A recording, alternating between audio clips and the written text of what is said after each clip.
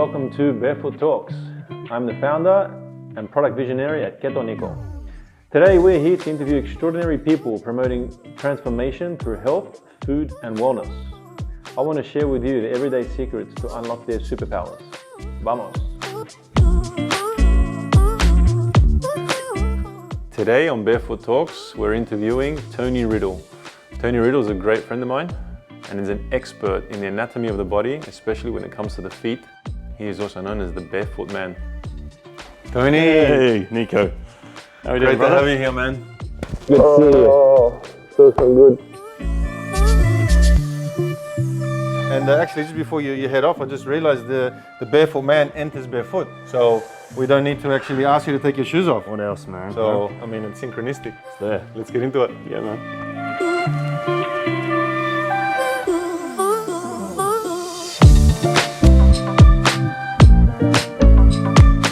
So, Tony, thank you Nico. so much for joining us on our Nico's new series of Barefoot Talks. I think it's actually quite synchronistic, and I'll let you to explain why that the name of this is Barefoot Talks, in conjunction with who you are, what you do. So, who is Tony Riddle, and what amazingness are you bringing to the world? Well, firstly, great intro, man. Love that. And thanks for the invite. Of course. So my name's Tony Riddle. I'm husband, father, natural lifestyle coach, but also a barefoot endurance athlete. So I have a whole natural lifestyle philosophy. Within that is how we look at perhaps how we sleep, how we move, how we play, how we eat, rest, even breathing modalities are included in that, indoor, outdoor living, and trying to align as much of that with nature as we can. Sure. Barefoot Talks, totally aligned. I'm, as I said, a barefoot endurance athlete. So it started, I ran from Land's End to John O'Groats, which is the southern point of the UK, to the northern point. It's just under 900 miles. So running for me is a skill, and it involves the mind, the physiology and technique. Sure. So it's not just running barefoot, there's a specific posture that you should be looking to adopt, which again, we look to natural beings of the world to find out what that looks like. Gotcha. Rather than someone that perhaps has been sitting in an office all day wearing a pair of cushioned shoes. Which one's going to give you the real natural template? Well, it's the natural beings who are persistent hunters, perhaps. So looking at that, there's a technique. Then there's a physiology, how we get stronger, perhaps do more mileage, look at increasing distance, and then things like breath work that might be incorporated into that to make it more efficient. Okay. So technique will minimize the risk of injury. Things like the physiology, again, to get stronger, but also to become more efficient through things like breath work. Yep.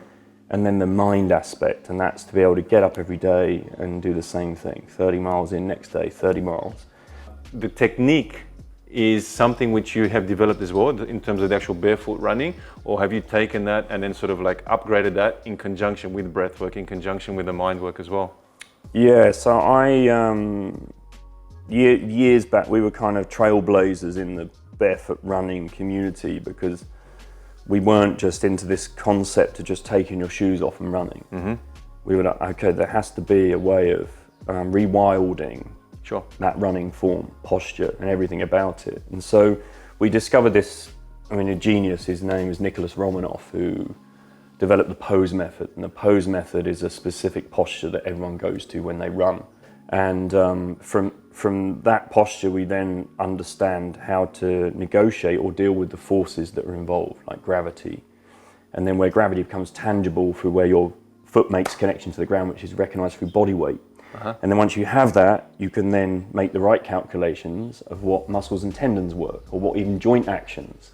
And we're so disconnected from that, but it's a very sophisticated system. Sure.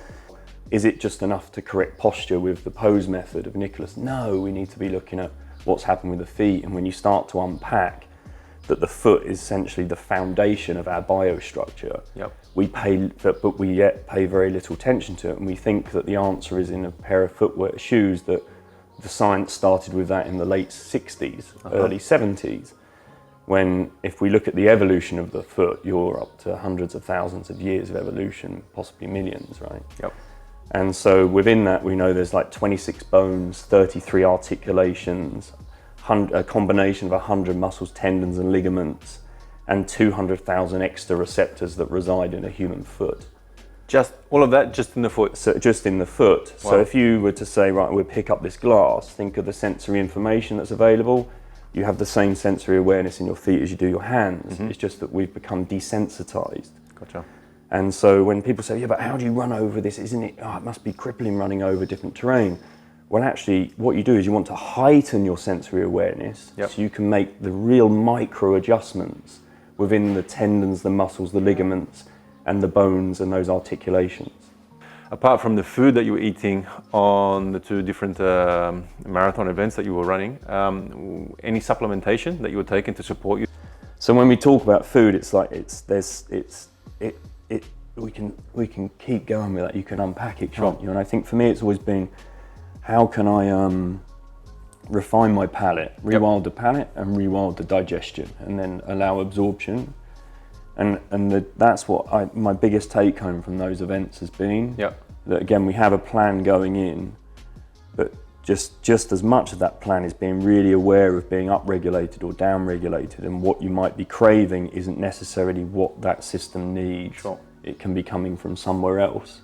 Amazing that the Barefoot Man is here today for Barefoot Talks. Starts with a walk and ends with a run, man. It does. Yeah. Maybe we can get downstairs and we can do a couple of different little Absolutely, let's go through some ground sitting positions, yeah? Awesome. Cool, man. Let's do it.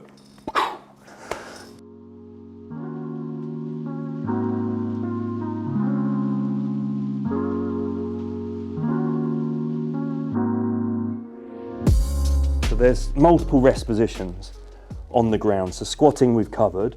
There's also like a single-legged kneel like this, which again you can view this as a prerequisite of the squat, because this is like a single-legged squat right now.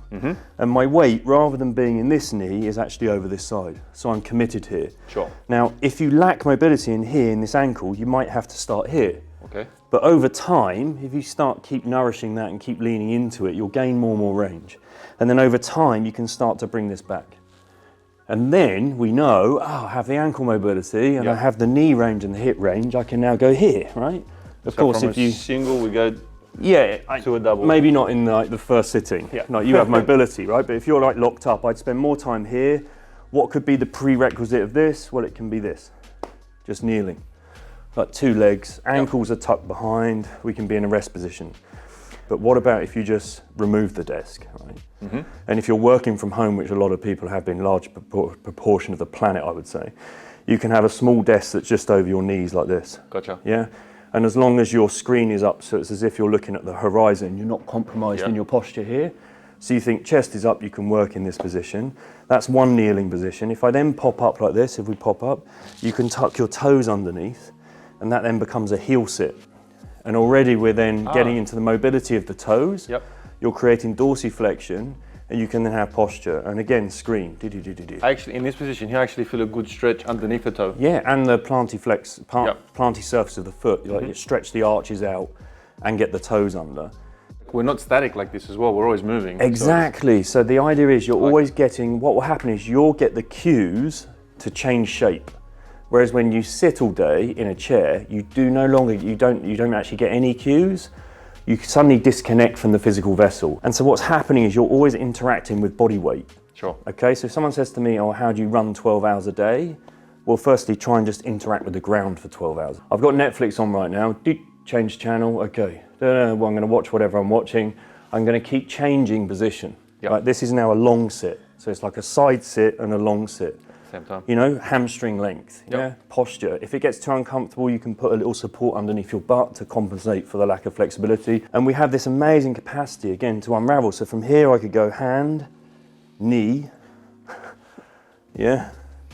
hand, shin box, long sit, straddle sit, long sit, kneeling, long sit, straddle sit, kneeling, you know, and you can just play, and then we can go from here, right? Toes, pop up, squatting, standing, done with the TV and walk out. We see movement it's not age discriminant, that's the point, you know? So if you can keep moving and keep advancing in that sense, you're always going to get stronger. You're always going to get more mobile. So again, because we've been excluded from nature. Yeah, so what you could do with just even thinking of that within your everyday working environment is rather than keep it very linear and clinical, is to bring more nature in. So you have more of a natural thing to stare at, because nature scenes allow us to lower our heart rate and blood pressure. Just seeing nature is enough. Yep.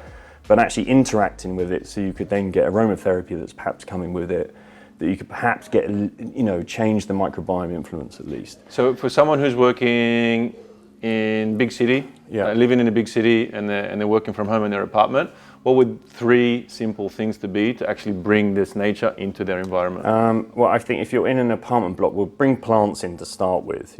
Bring things like they're going to help the air quality within that environment. If you're over time, because this might be financial as well for some, over time, try and switch everything within that environment to be as organic as you possibly can. Okay. So down to the furnishings, to the materials, try and bring as much organic material in there. Yep. Because again, inorganic kind of consumption will lead to inorganic behaviours and being. Yeah? Gotcha. Okay. So the more organic you can consume, be it through the eyes, the ears, the skin, the taste, the more organic your behaviours and your being will be for it. Sure.